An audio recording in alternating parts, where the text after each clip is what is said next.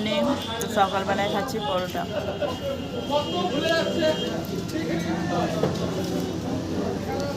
ঘুরতে বেরিয়েছি, খাওয়াও শুরু হয়ে গেছে সকাল সকাল। এবার একটু সকালবেলায় ঘুরবো, অনেকদিন পরে এলাম।